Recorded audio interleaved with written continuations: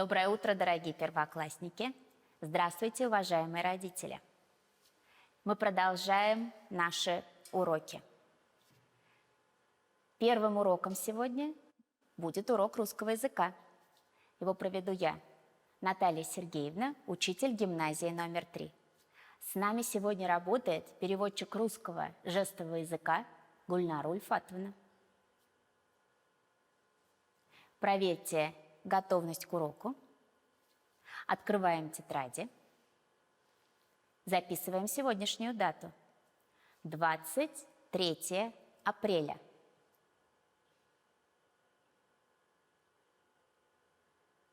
Займемся чистописанием. Знакомая буква. Вспомните элементы.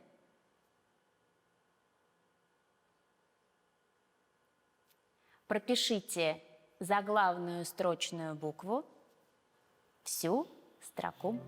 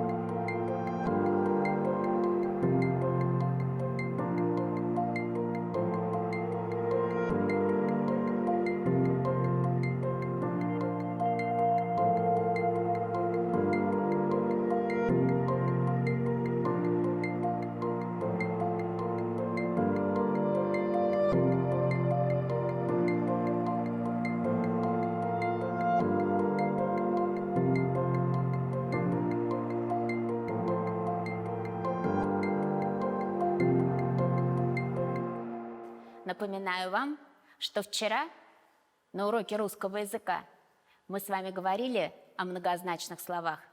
Давайте вспомним. Норка – животное и углубление под землей с выходом наружу. Лук – овощ и оружие. Коса – прическа и сельскохозяйственный инструмент – град. Обратите внимание, что город иногда можно назвать градом. Вы встретите эти слова в литературных произведениях. Итак, вы были прилежными учениками. А как называются ученики, которые все выполняют идеально? Иногда таких учеников называют добросовестными. А как можно сказать иначе? Подумайте. Конечно, таких учеников можно назвать старательными, усердными, прилежными. Я уверена, что вы таковыми являетесь.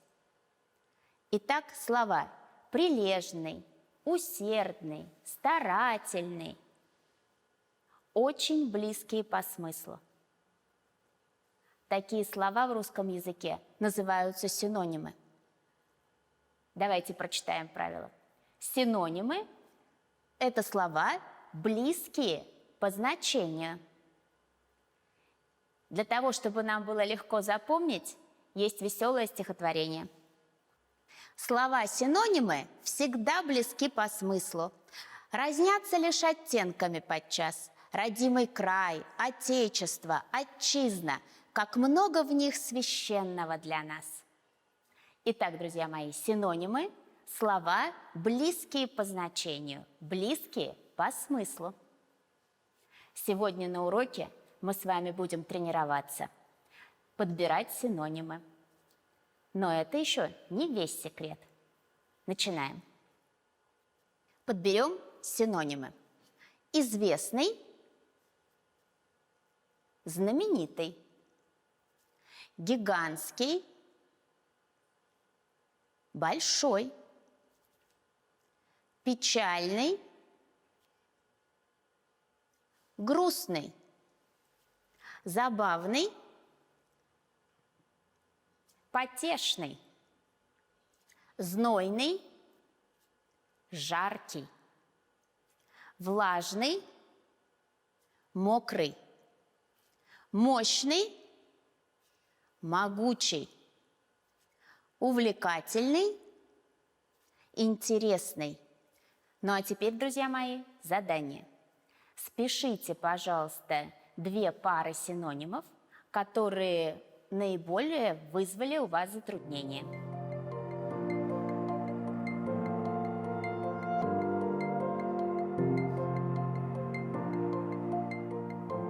Запомните, синонимы – слова, близкие по значению.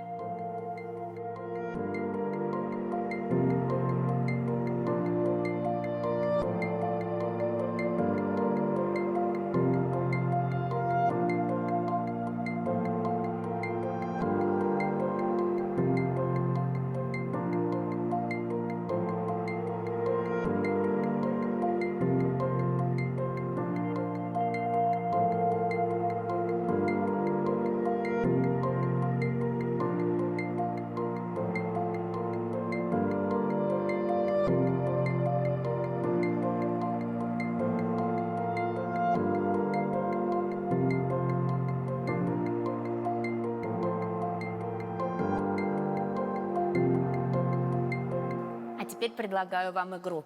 Будьте внимательны. Из 4 слов какое-то одно лишнее. Найдите это слово. Читаем. Думать, мыслить, решать, размышлять.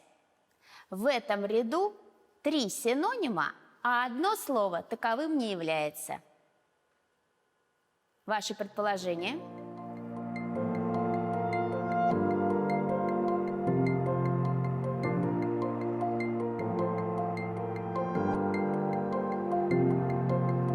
Тот, кто предположил, что это слово «решать», был абсолютно прав. Следующее задание. Сообщение, известие, рассказ, весть, событие. Одно из этих слов не является синонимом.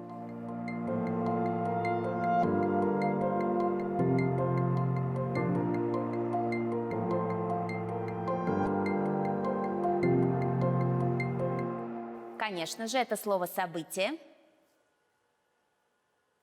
Молчаливый, неразговорчивый, болтливый, немногословный, безмолвный. Найдите лишнее слово.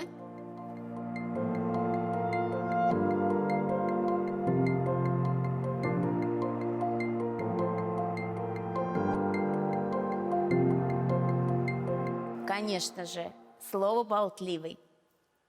Ну что, увлекательное занятие? Продолжаем играть в умные игры. Слон большой, а мышка маленькая. Зимой погода холодная, а летом теплая. Лев смелый, а заяц трусливый. Работать трудно, а отдыхать легко. Вы заметили что-нибудь? В этой игре мы подбирали слова, которые противоположны по смыслу слову в верхней строке. Мы с вами сейчас подбирали антонимы. Итак, это второй секрет, который мы с вами откроем на нашем уроке. Антонимы – это слова, противоположные по смыслу. Слова, имеющие противоположное значение. Прочитаем веселое стихотворение для того, чтобы легче это запомнить. Минус, плюс, огонь, вода, дерзкий, осторожный. Все антонимы всегда противоположны. Пользуетесь ли вы в жизни антонимами? Конечно, когда с кем-то спорите. А пользуетесь ли вы в жизни синонимами?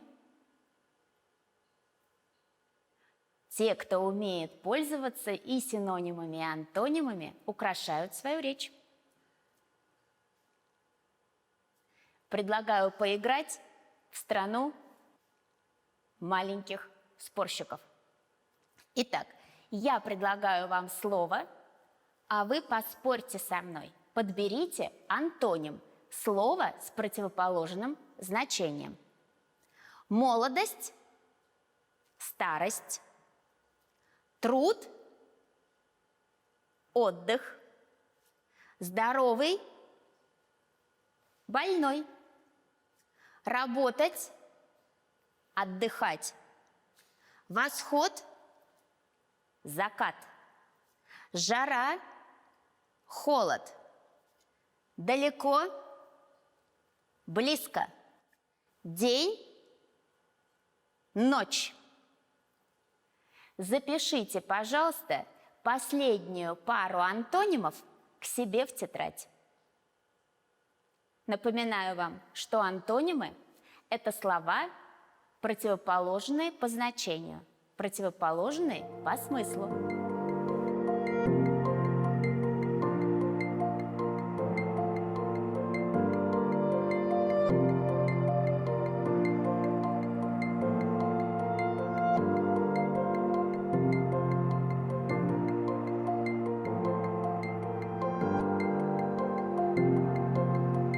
Сейчас, друзья, подберем антонимы к словам близкий, дальний, новый, старый, широкий, узкий, шершавый, гладкий, добрый, злой.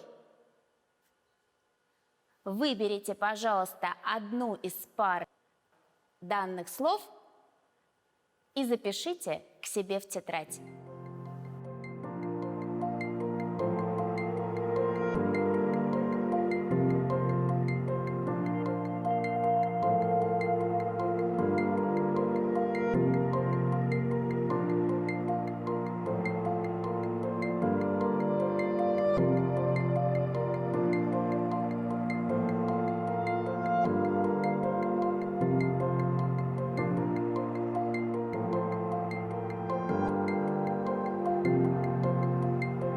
Пара слов, которую вы записали, называется антонимы.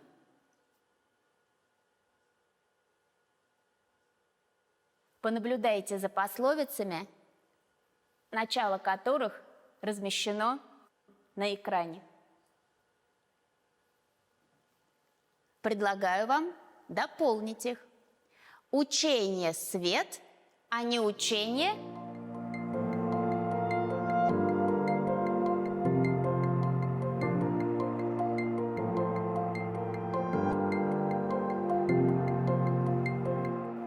тьма. Согласны ли вы с этой пословицей? Знай больше, а говори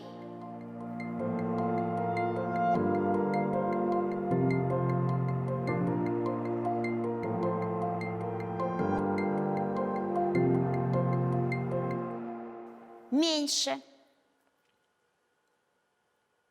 Дорогие первоклассники, запишите одну из пословиц к себе в тетрадь, антонимы, которые вы встретили, подчеркните.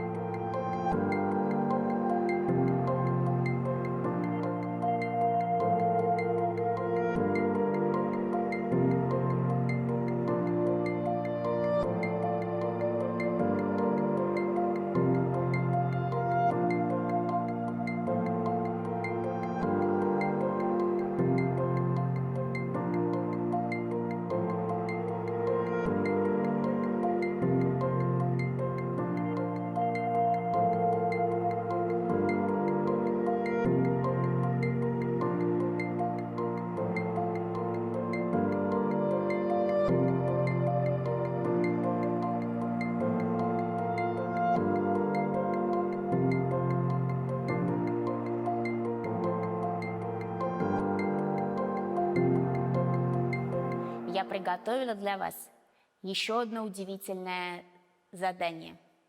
Мы с вами будем подбирать антонимы, но подбирать антонимы, которые более точно подходят по смыслу в данных словосочетаниях. Легкий портфель. Подбираем антоним. Тяжелый портфель. А если речь пойдет о задаче, легкая задача, трудная задача. Свежий хлеб, подберем антоним. Черствый хлеб. Свежая газета, подбираем антоним. Старая газета. Посмотрите, как увлекательно изучать русский язык. А сейчас предлагаю вам выполнить тест. На уроке русского языка сегодня мы познакомились с синонимами и антонимами. Синонимы – слова, близкие по смыслу. Антонимы – слова, противоположные по значению. На экране вы увидите пары слов. К себе в тетрадь запишите, пожалуйста, только буквы, которые будут обозначать, это пара синонимов или пара антонимов. Рассмотрим образец. Первая строка. Новый, старый. Это синонимы или антонимы? Если это синонимы, к себе в тетрадь будете записывать букву «С». Если антонимы, букву «А». В ответе у вас будет ряд букв, который состоять будет только из двух значков «С», «А». Итак, друзья мои, выполняем тест, не торопитесь.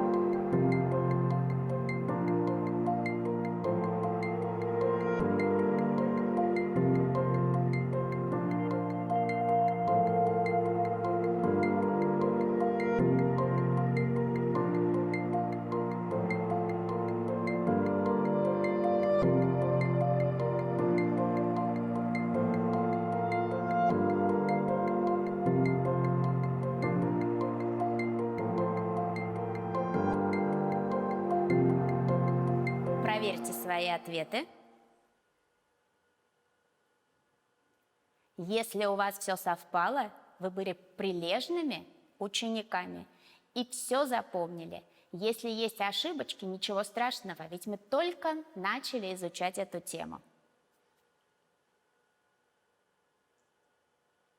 Урок русского языка подошел к концу. Следующим уроком будет урок чтения. Я прошу вас провести переменку активно и со звонком прийти на урок.